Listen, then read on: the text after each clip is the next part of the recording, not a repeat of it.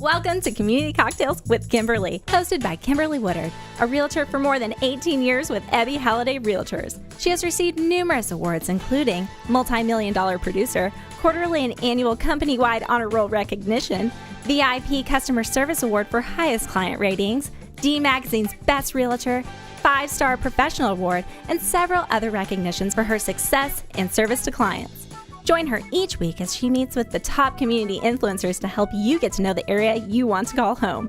Don't just love your home, love your community. And now, here's your host, Kimberly Woodard. And good afternoon, viewers. I am so excited about this episode of Community Cocktails with Kimberly. I have a special guest, Rebecca Silvestri, today with Local Profile, formerly known as Plano Profile. Rebecca, thank you. Thank you, Kimberly. I'm really excited to be here. Yes. Well, let's talk about you came here about 4 years ago, and how did it all happen with the purchase of the magazine and everything? So my husband and I were living in the Dominican Republic. Yeah. We own a publishing company down in the Dominican Republic, and we came to Fort Worth to get married. And we we got married in the stockyards, cowboy hats, cowboy boots, the whole 9 yards. Very different from where you're from. Where you're coming. Most people go to the Dominican Republic for a little get. You guys came to Fort Worth. Exactly, yeah. And we did it full on cowboy because we had people come from all over the world. Oh, that's so fun. Yeah. Very fun. And so on our wedding day, my husband turned to me and he was like, "Hey, honey, I have some interesting news." So I said, "Well, okay, what is it?" And he said, "Well, I just purchased Plano Profile." Not what I was expecting on my wedding day. Not the wedding gift you were expecting? No. So I literally just said, "I'm going to need another drink."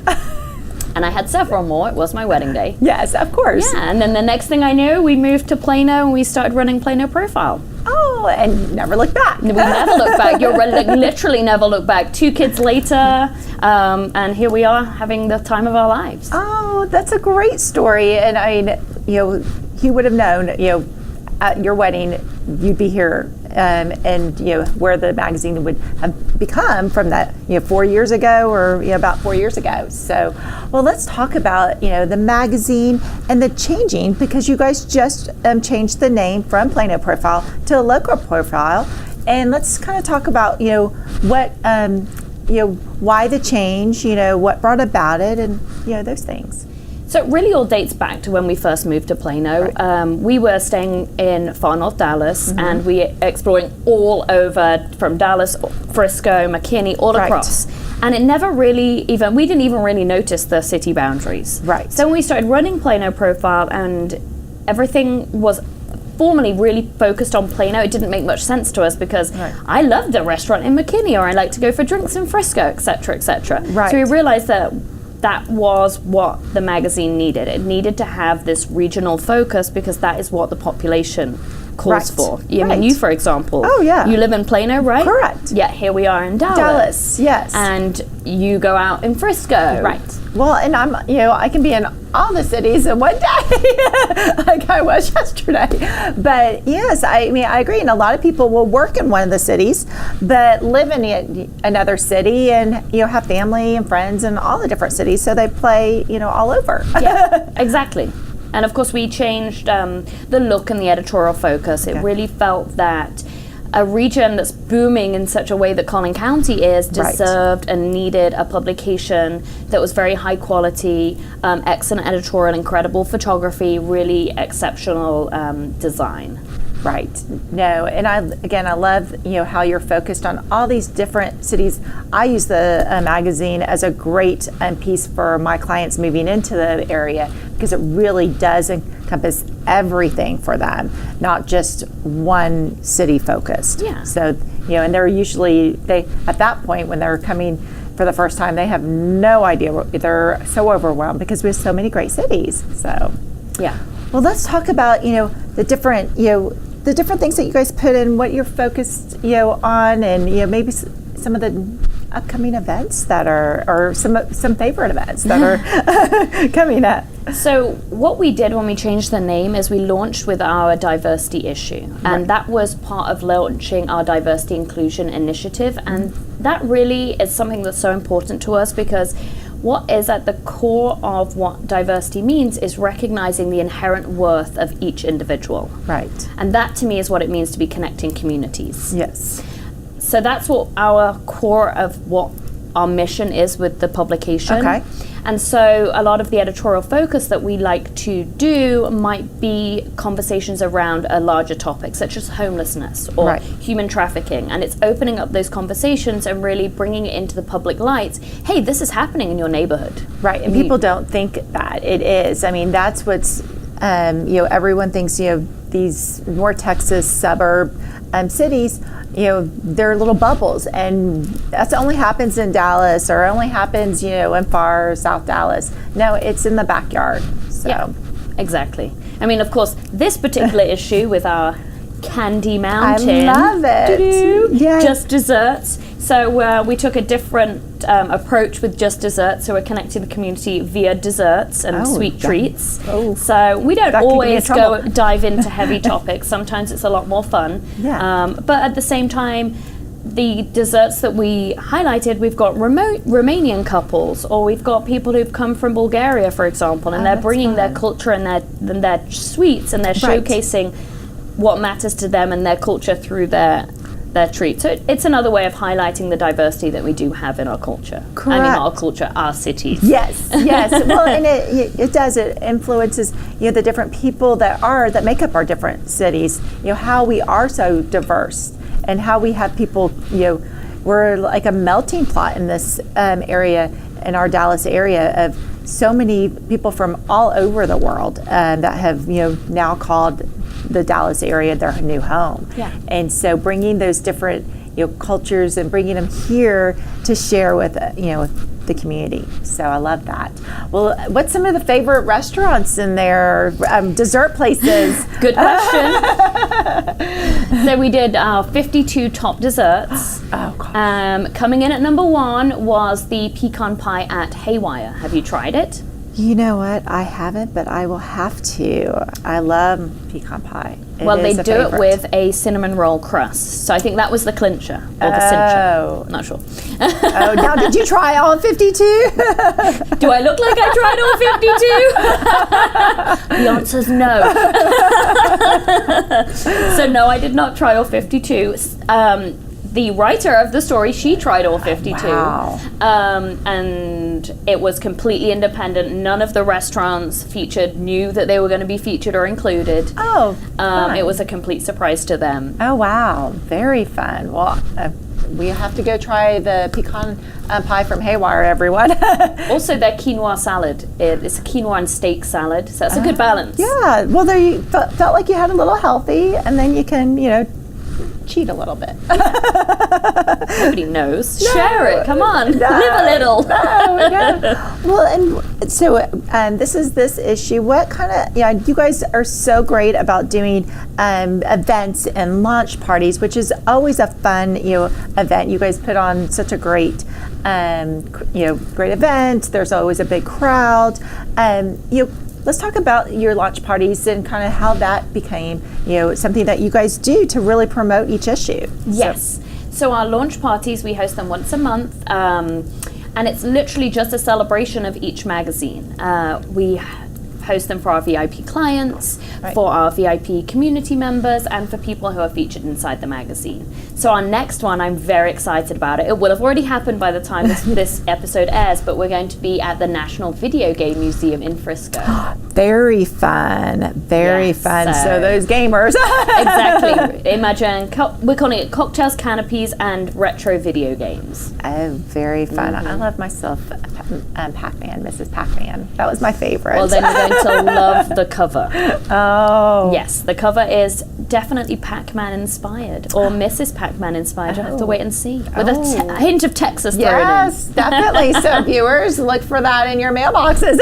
Exactly. And if you don't get it in your mailbox, you can look at it at localprofile.com/magazine. Well, there you go. Yeah. And so you guys do great events, and then you also sponsor a lot of different events that are coming up, and coming up. So what do we have going on for the month of May? So the month of May, I like to call it Festival Month. Okay. So there's the Cottonwood Festival in Yes. Richardson, which of course is not in Collin County, although actually there are 22,000 people in Richardson who live in Collin County. Right. Fun fact. So there's the Cottonwood Arts Festival. Okay. There's an Allen Arts Festival at the beginning of May. I believe it's the first weekend in May. Okay. So they're two of my favorites. I'm sure there are many others. For example, in fact, several that Local Profile are hosting. Yes. One is a Derby Day sip and savor. Oh, So that's coming to downtown McKinney. very fun. People will check in at a central place and then be Okay. given a map, and you'll walk around each different stop in going from restaurant to restaurant. You'll get a little sip and a little bite, and then move on to the next one. The Derby Day theme, we're inviting people to wear big hats. Oh, I love that. Oh, I love myself a hat. I mean, who doesn't, right?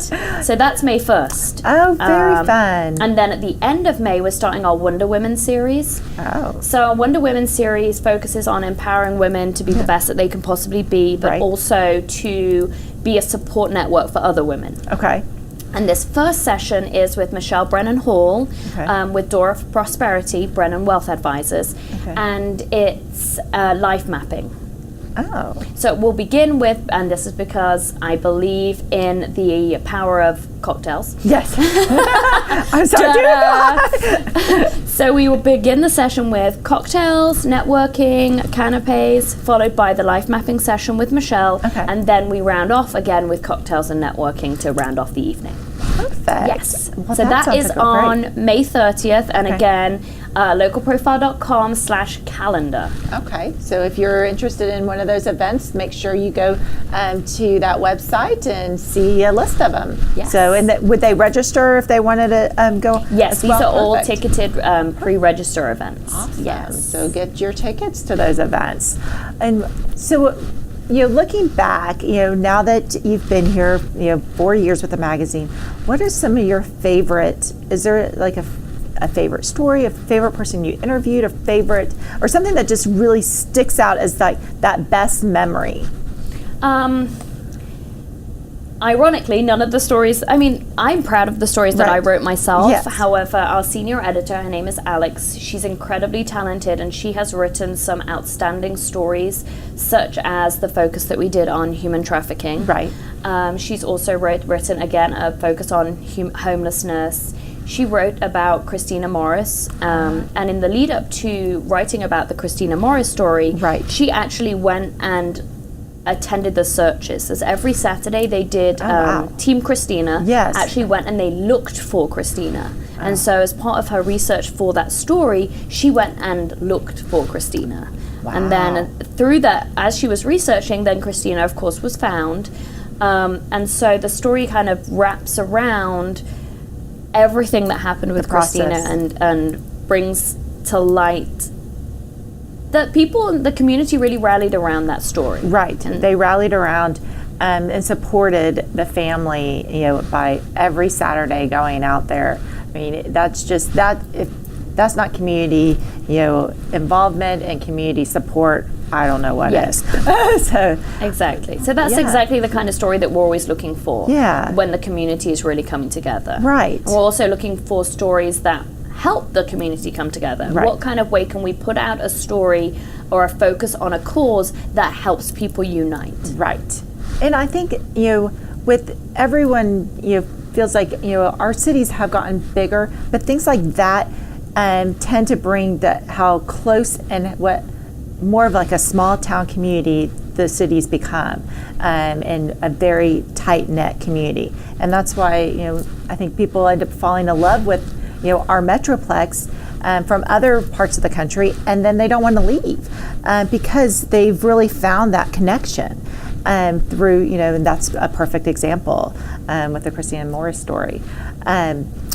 What other, any other, stories or, experiences, that, you've been experiencing the city for the last 4 years, anything that, you have, it's really touched you, impactful way?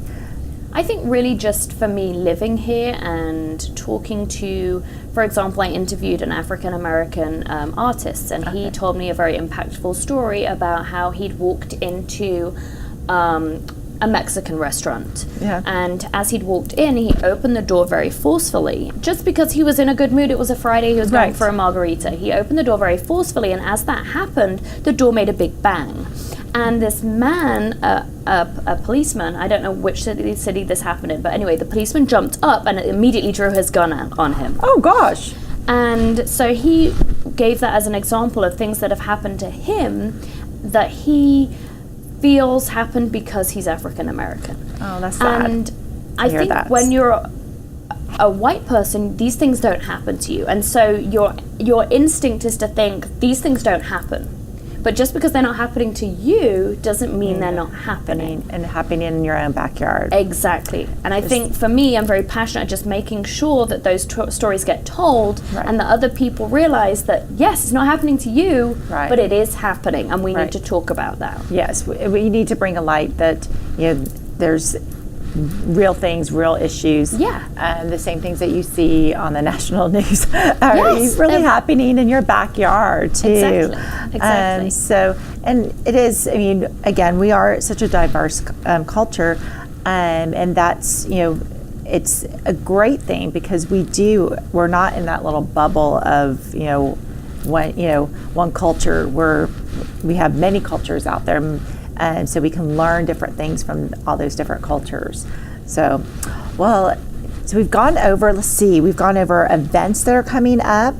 Anything that's, brings some light of, we have a lot of family viewers. Anything that brings light that's coming up that may be, targeted for our families out there that are looking for, especially with, we're rolling out towards the end of school, and we're getting to that time of the year. They're always looking for family, time.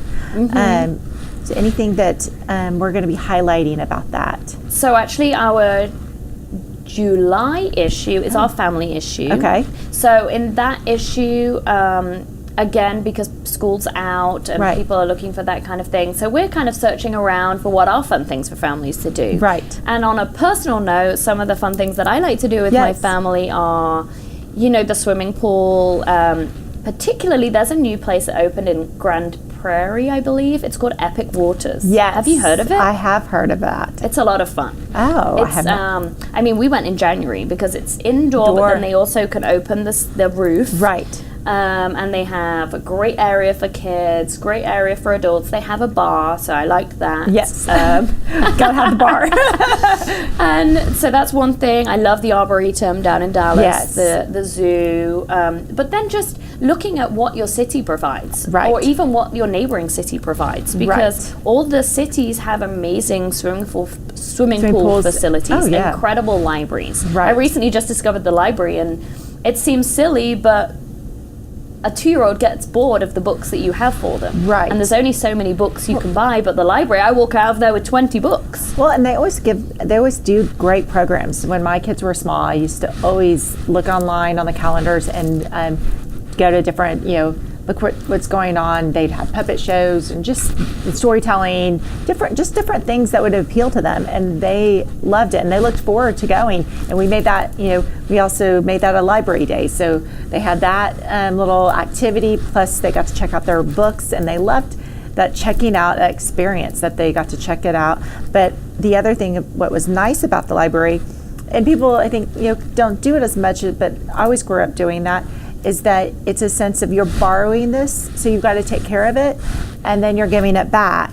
And so that pride, and that that they're not going to they're going to take care of this item for that time being. So.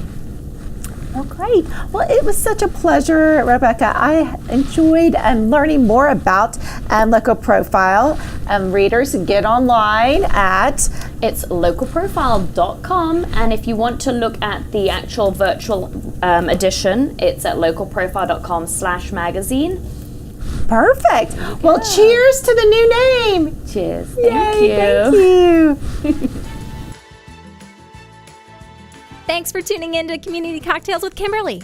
If you'd like to contact Kimberly with your real estate needs, you can reach her at kimberlywoodard.ebby.com. Hope you enjoyed our guest this week. Tune in every first and third Wednesday of the month for insights from industry leaders in your DFW area. Remember, don't just love your home, love your community.